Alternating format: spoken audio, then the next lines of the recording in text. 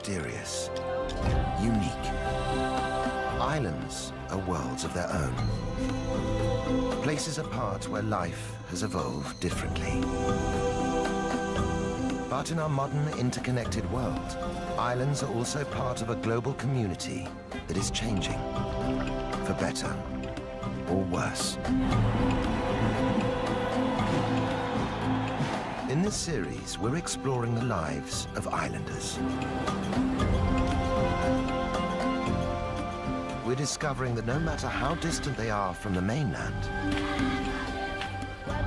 how distinctive their histories, or how proud they are of their independence, islands can't separate their futures from the fate of humanity as a whole. In so many ways, these shores are the front line of global change. What happens here matters to us all.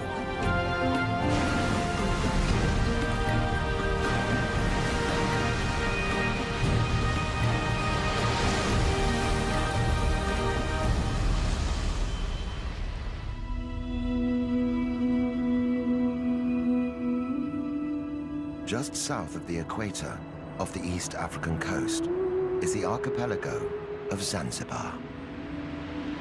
It's a group of coral atolls and small islands, dominated by two large ones, Unguja and Pemba.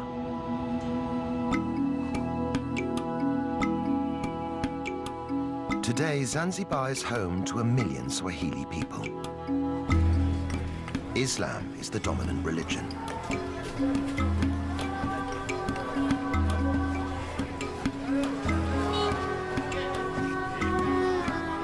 But over the centuries, these islands have known many cultures and customs.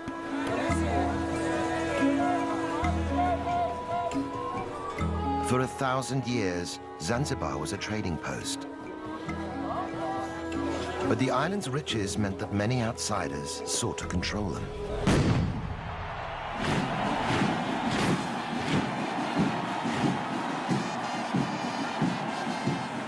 For hundreds of years, Zanzibaris have had to march to the beat of someone else's drum.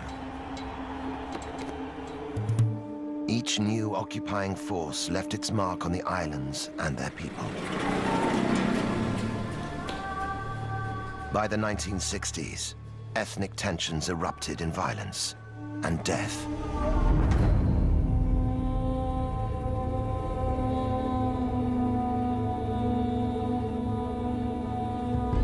The aftermath, extreme poverty and ill health.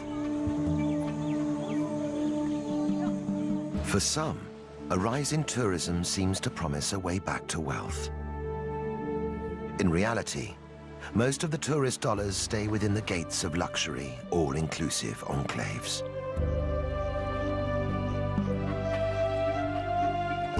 But across the archipelago, signs of change are appearing. From the wreckage of their past, people are building hope for the future. For women, it means living and working more freely without breaking the bonds of their society. For men, it means finding a balance between tradition and reform. These are islanders looking to emerge from the shadows of their past. For the first time in centuries, they're in charge of their own destiny. After all their troubled history, could this be Zanzibar's moment?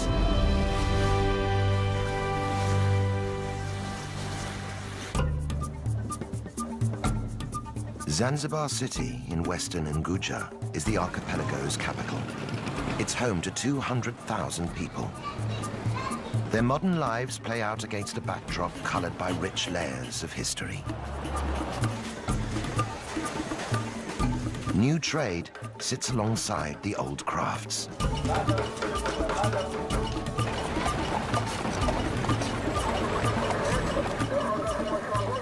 stone town is the city's historical core. Once it was the vibrant capital of an Arab trading empire, but today only traces of its wealth remain. On the outskirts is Michinzani, the new town. Its sprawling settlements clearly mark the divide between ancient and modern.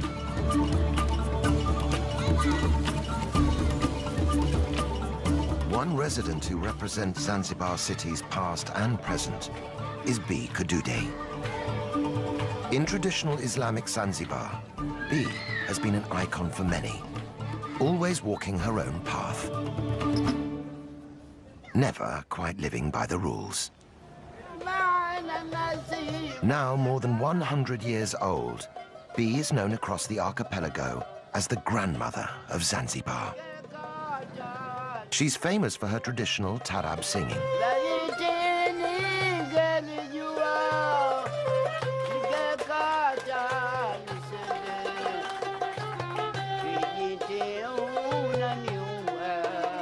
Despite her age, B still performs regularly. The fusion of Arabic rhythms and Swahili poetry is a reminder of Zanzibar's exotic history.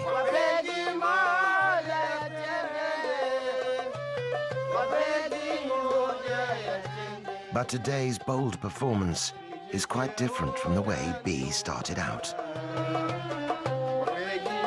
In those days, cultural sensitivities meant women could be heard, but not seen. In the past, or a long time ago, you would do this. You would cover your face.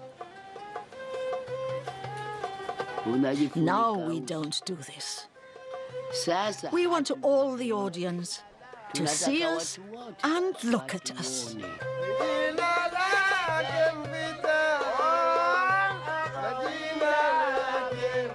Those early concerts were much more than just entertainment. The songs were a means of social commentary. In the song Kijiti, B sings of a miscarriage of justice and the murder of a pregnant woman.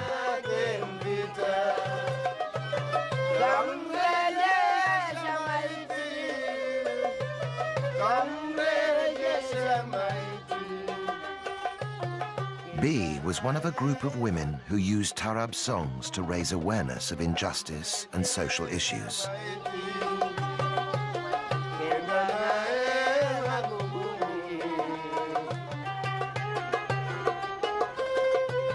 A century after Kijiti was written, women in Zanzibar still don't have the same rights as men. They're expected to obey their husbands and fathers. In public, they're supposed to cover up and behave discreetly. But on special occasions and behind closed doors, everything changes. Led by B, the group are preparing for an intense, women-only rite of passage.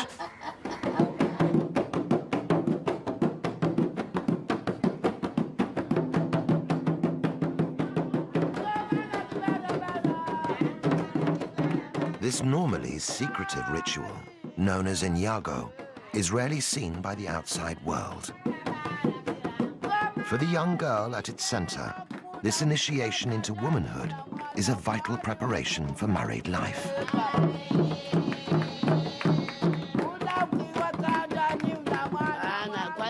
First, we scrub her and teach her how to behave, how to make her husband's bed, how to treat him well and bathe him. This is her role as a wife.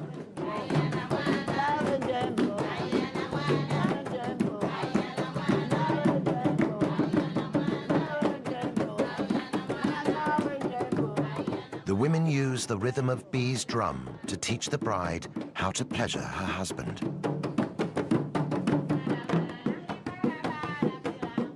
The fun and excitement is intoxicating. But Inyago also has a serious side. Girls are taught how to handle difficult husbands, how to stand firm through the trials of married life. As Zanzibaris step forward into their future, B is worried this old tradition will die with her. When I am gone from this world, it will go, if no one is around to continue it. But as long as the ritual remains relevant to modern women in Zanzibar, it seems sure to survive.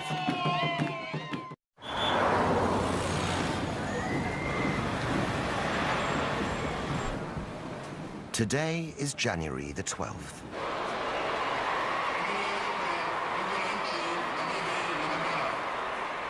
The president is on his way to celebrate a pivotal moment in the island's history. Half a century ago, African Zanzibaris seized power from the Arab-dominated government in a violent uprising.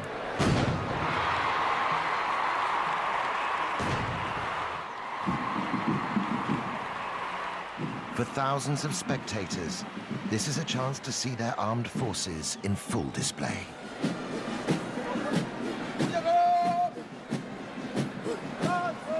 For the president, it's a political opportunity.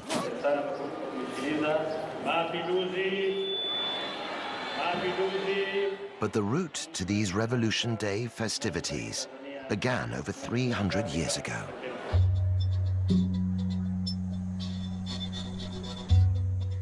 In 1698, after a long history of trade with the island, Oman conquered Zanzibar and declared it an Arab state.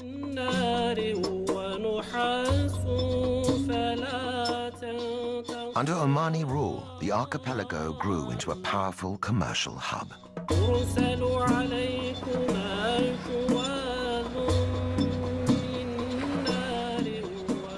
Zanzibar's thriving ports and bustling bazaars were at the center of a vast international trade network. The Arabs grew rich and powerful off the profits of one commodity in particular.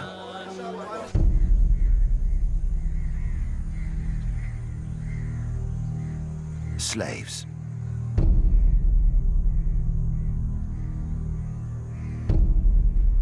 With Islam forbidding the enslavement of other Muslims, it was the Africans who were captured and sold as slave labor.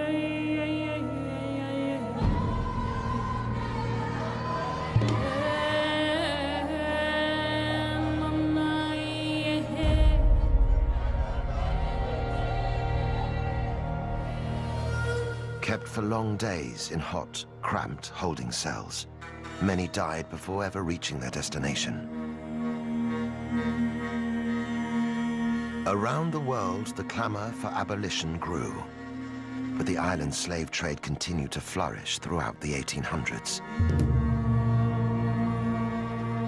At its height, 15,000 slaves a year were imported into Zanzibar.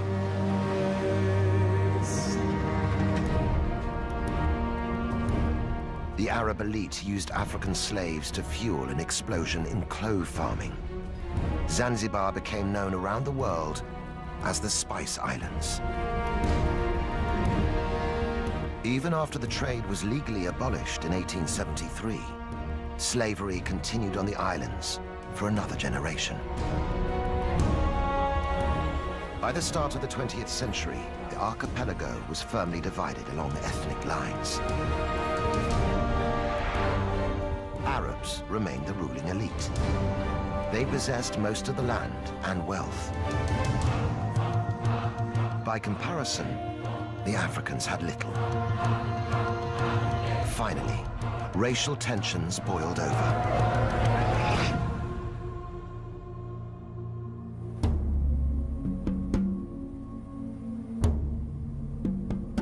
On the 12th of January 1964, the African population turned against the Arabs in the government.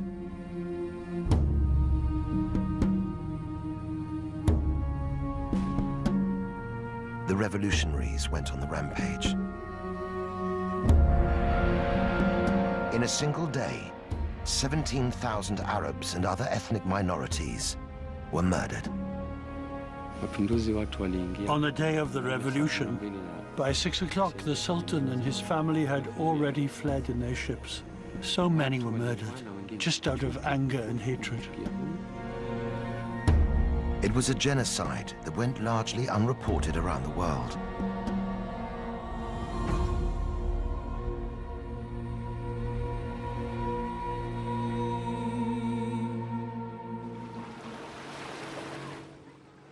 After the horror, many of the surviving Arabs fled the island.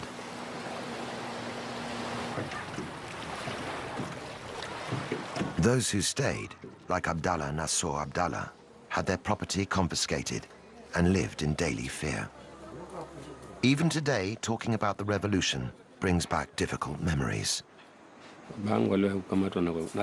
My father was detained, and he wasn't the only one. They used to come and detain people and beat them for no reason. People fled because of this.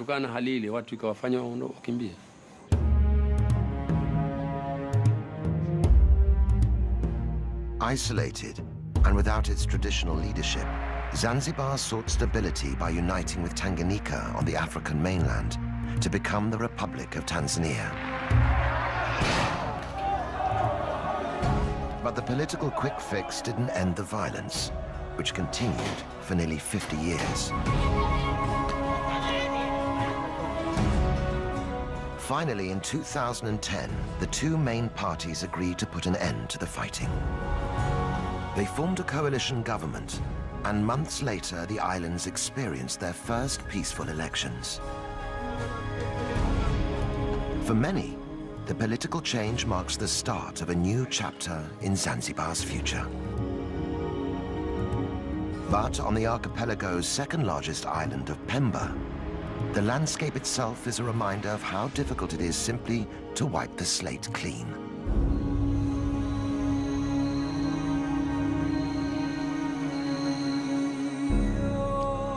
For clove farmer Abdallah, the 1964 uprising caused a sharp decline in the island's spice industry.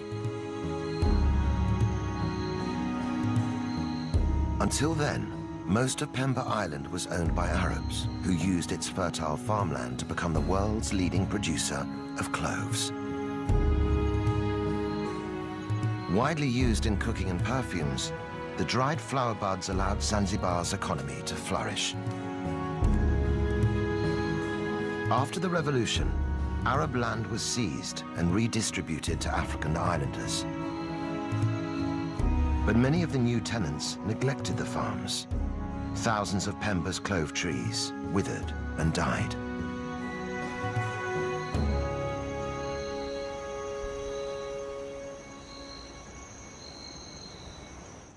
With new trees taking 8 years to produce cloves, the loss proved costly. In the months after the revolution, clove production in Zanzibar dropped by 95%.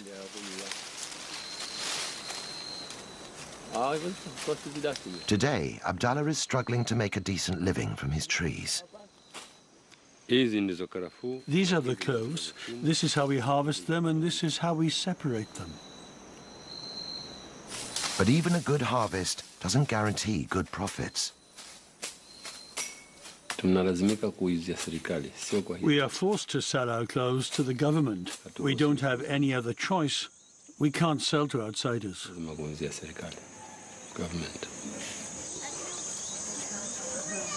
Although yields are just a fraction of what they once were, 10,000 tons of cloves are still produced every year on Pemba.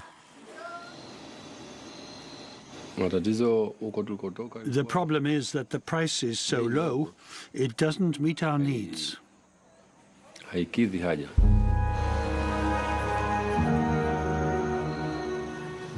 The Zanzibar State Trading Corporation pays the clove producers less than half the market rate.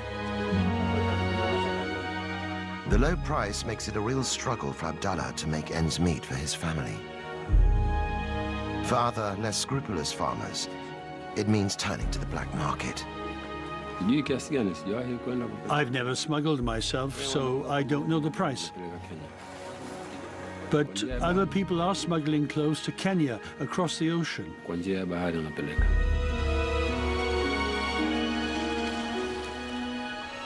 Farmers can get up to 3 times the price for their clothes in Kenya.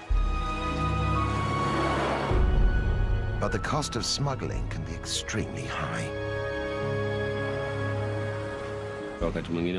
Sometimes they get caught. They lose their clothes, their dhow, everything they own, and then they're sent to jail.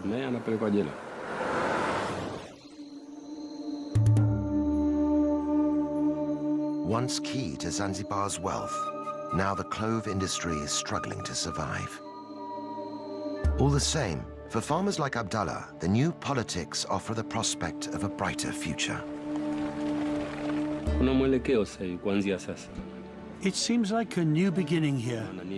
The coalition government are trying to build a new Zanzibar. So not just for me, but for many people, things will get better, God willing.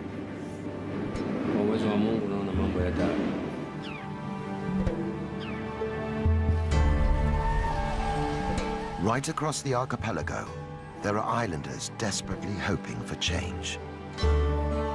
Half the population live below the poverty line, scraping a living from the land or the sea.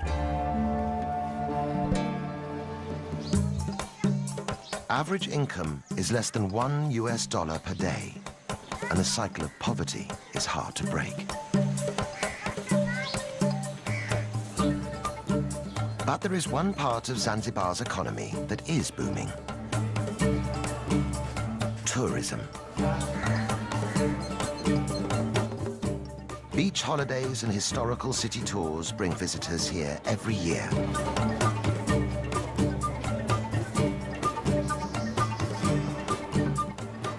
The rapid growth of tourism is bringing new jobs and opportunities.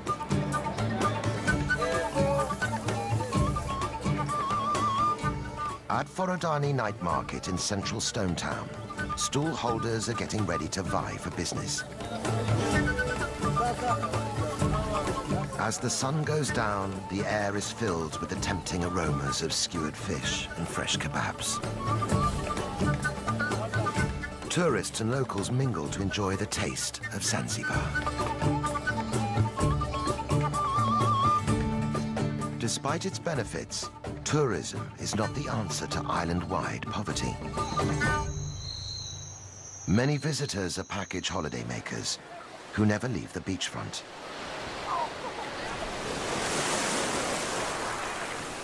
Very little of the money spent inside the big resorts ever reaches local Zanzibaris.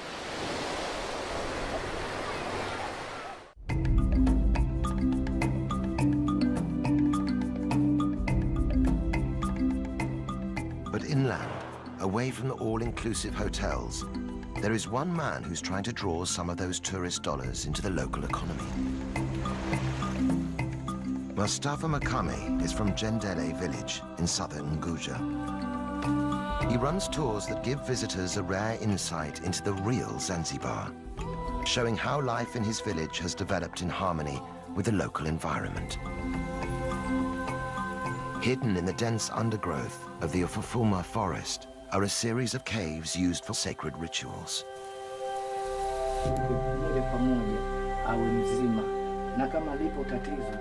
Mustafa thinks they could be the key to attracting visitors.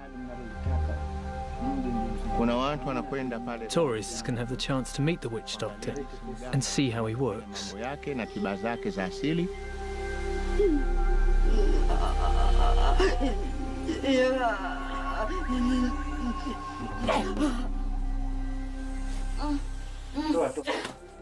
Generations of distressed Jendele villagers have come here seeking help.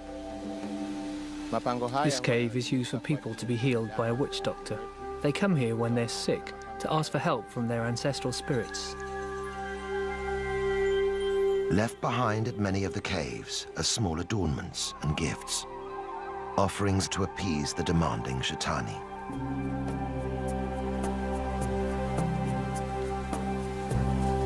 And the ancestral spirits aren't the only residents of the forest.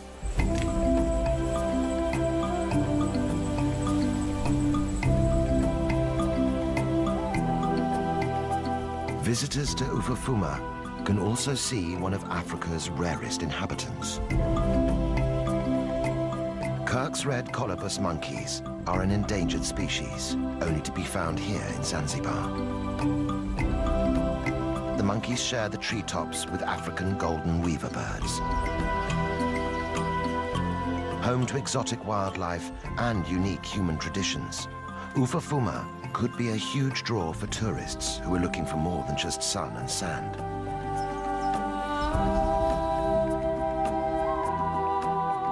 Already, Mustafa's scheme is generating vital income and bringing real improvements to life in his village.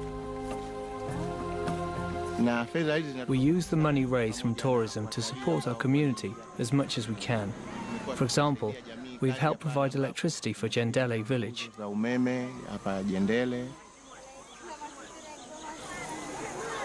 Money has also been used to supply the village school with books and pencils. These free provisions can make all the difference as local families weigh up the benefits of education for their children. But even though the income they bring is valuable, visitor numbers to the forest are still disappointingly small. The truth is that right now, we're only getting maybe 20 to 25 tourists in a whole year. We just don't have the ability to advertise outside of Zanzibar. To really get his tours off the ground, Mustafa needs the support of the major players in Zanzibar's tourism industry. We would like the big hoteliers to send us guests, and in turn our community will become well known in our country. One day, we hope, we'll get many more tourists to come.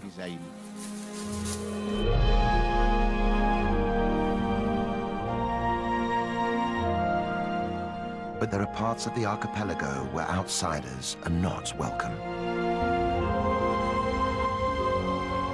Just 2 kilometers off the coast of Unguja is an island which has turned its face away from the world.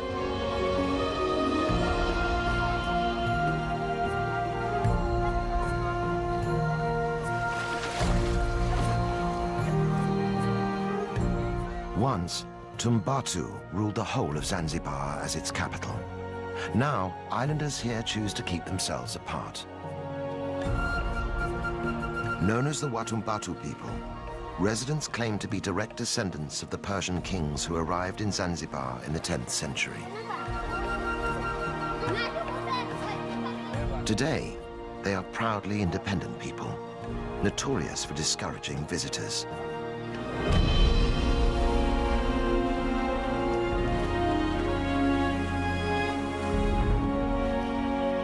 For Suleiman Mohammed Haji, being a native of Tumbatu defines his way of life. Every day, he goes out in his Ngalawa, or Swahili canoe, to fish for a living. Suleiman attributes his sailing skills to his distant ancestors who arrived in great dhows from the Middle East. Tumbatu Islanders still have a reputation as the finest sailors on the East African coast. But Suleiman's Ngalawa is too small to sail in deep waters, and in the heavily fished areas around Tumbatu, even the best sailing skills don't guarantee a good catch.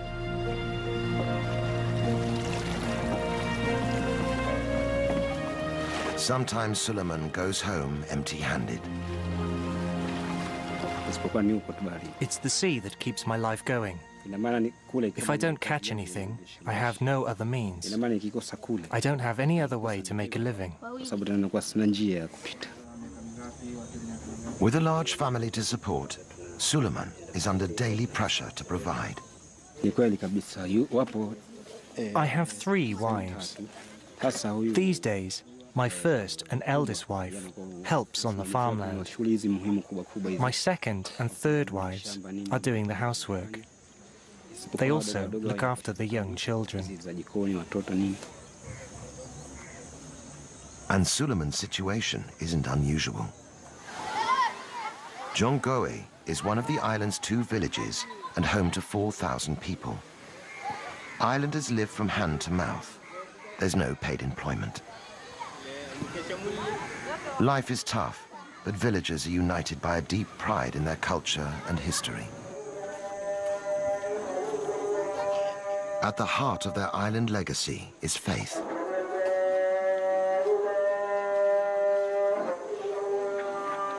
Brought to Zanzibar by the first Arab settlers, Islam is central to life here.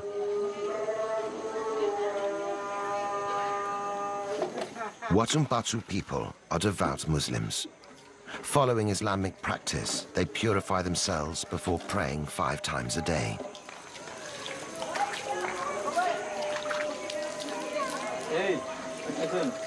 Gender roles are strict, and even prayer is segregated. While men attend the mosque, women must worship in private. Village chief Mwadini Makami is determined to keep out the modern influences he sees damaging other parts of the country. Across Zanzibar today, whenever you hear of misconduct or misbehaving, there's never a person from Tumbatu involved. This is because we are following our religion and culture. As chief, Mwadini believes it's his responsibility to protect Tumbatu's cultural integrity. For him, the key to doing that is to discourage tourism.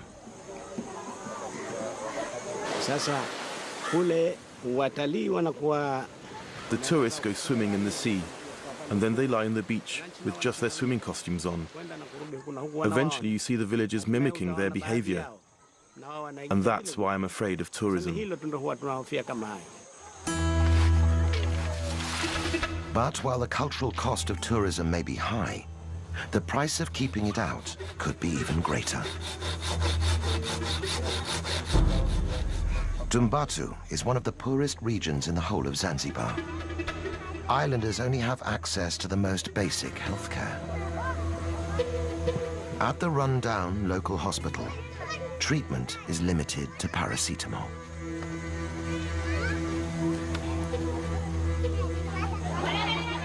The isolation of Tumbatu is both its strength and its weakness. Soon, islanders will have to decide if the cost of maintaining it is simply too high.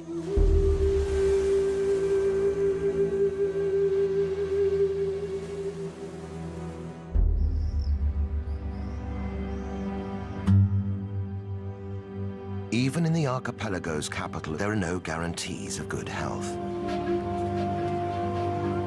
Here, the barriers are physical as well as cultural. 1/3 of Zanzibaris have no direct access to clean running water. Some can collect supplies from community standpipes, but getting it home can be a challenge.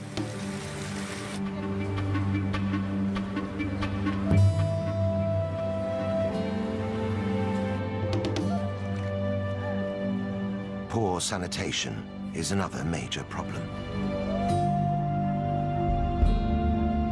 Waste removal is difficult, with less than 20% of Zanzibar connected to the sewage system. Without basic services, infectious diseases like cholera are a constant threat. The result?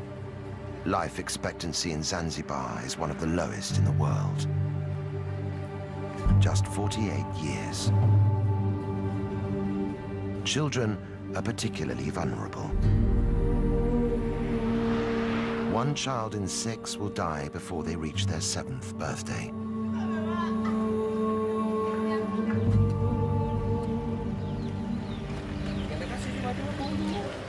In the southeastern corner of Unguja, a small team of people is trying to improve the odds for Zanzibar's children.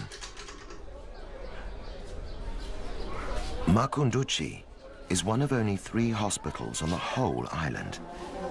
But it boasts a brand new clinic for mothers and babies, and already it's saving lives. For hospital manager Zainab Othman, the challenges in providing better health care are daunting. The government's trying to build new hospital facilities all over Zanzibar, but the problem is the lack of skilled staff.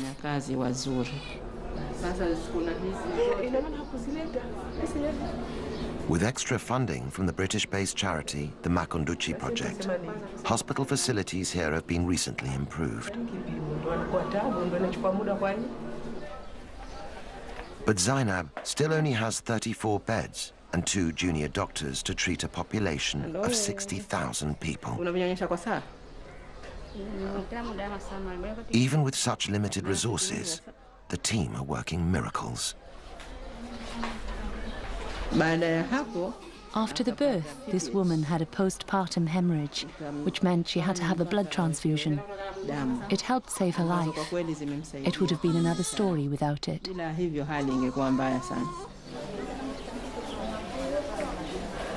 As a mother of 3 and a trained midwife, Zainab is passionate about getting modern medical support for pregnant women.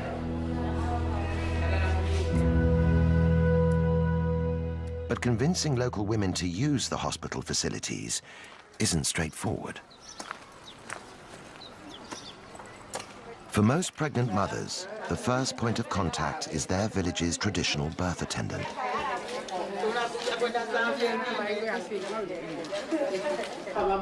These women are experienced at assisting labor, but they're not formally trained like a midwife. Traditional birth attendants are very important in our communities, and we must work hand in hand with them. We can help improve their skills and their knowledge so they can work more effectively and give safe advice.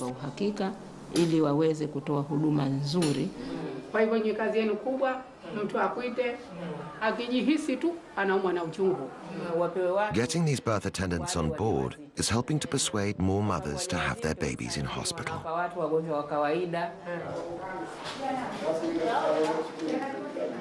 But it's not only the traditional birth attendants that Zainab must work alongside. To win over the whole community, she must also get on board the shehas, the village leaders.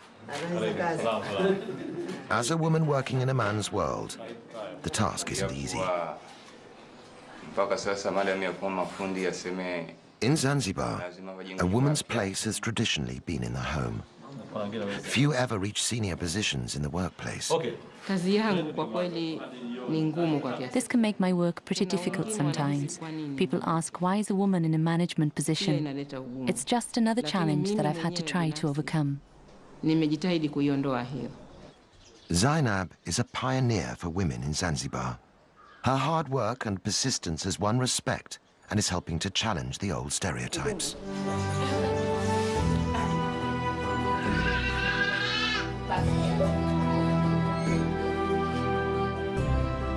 It is these small-scale changes in attitudes and public services that are marking the birth of a new era for Zanzibar. Up and down the country, there are other signs of change.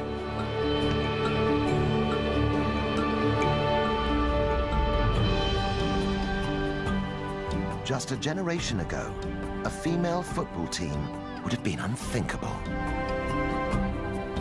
Now, the Women's Fighters Football Club have won the right to play on their own terms. When they tackle men's teams, there's a feeling that there's more than just the game at stake. They are part of a new generation, fighting for a better deal for women in Zanzibar. And the revolution isn't limited to sport.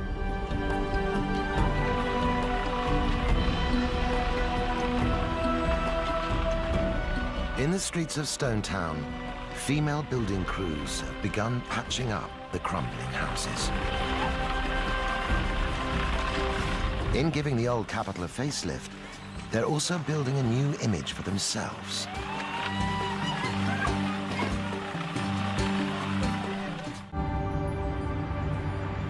In the seaside village of Kidoti, in northern Unguja, women don't work just to prove a point. They have to work just to survive. I have 8 children. Their father died, and they have only me left. Fatuma Mashenga is one of a growing number of islanders who work the beach farming seaweed. We're a group of women who all farm together. It's hard work. Sometimes when we go to harvest the seaweed, the ocean steals it. This makes it even harder on us.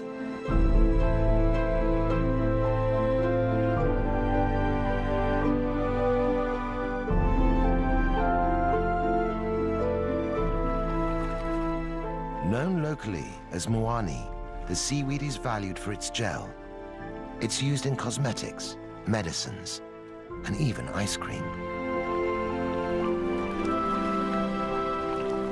But it's not just a question of picking what's there. The crop has to be trained and cultivated. I go all along the rope, tying the seaweed on until I reach the end.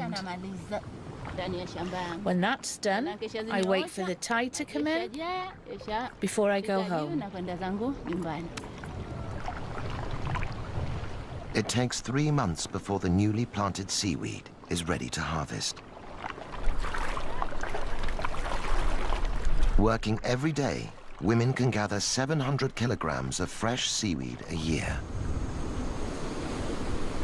But harvesting is just the beginning. Fresh seaweed must be dried out on hot rock beds before it can be processed or sold on. In the fierce sun, it's back-breaking work. But for the women who farm it, seaweed has become a lifeline.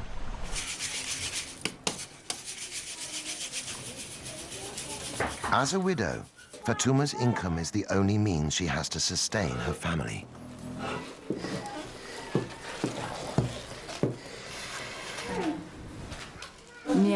I get less than half a US dollar per day, but if I don't work, I get nothing. The money I get is helping me so much. It helps my children go to school and to buy school books.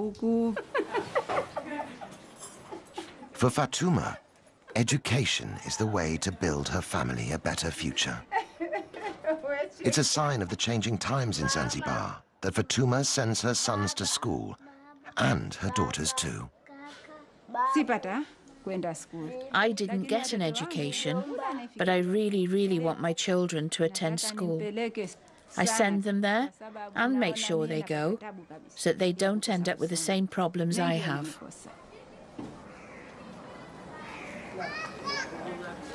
The profits are small, but Fatuma and her friends feel empowered by the money they're making.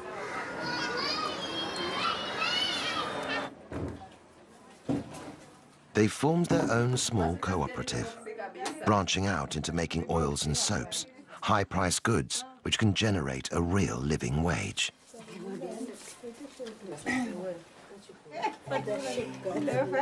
As traditional exports decline, it is women like Fatuma who are building the foundations of a new economy for Zanzibar. And with it, they're revolutionizing their place in society.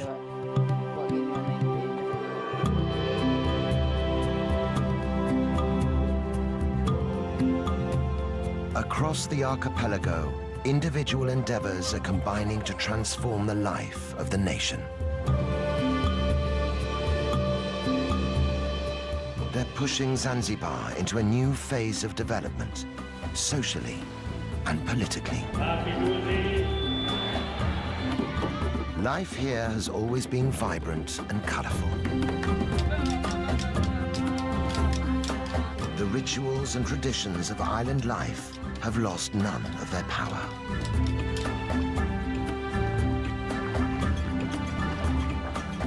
And now, there is a brighter future to imagine and reach for.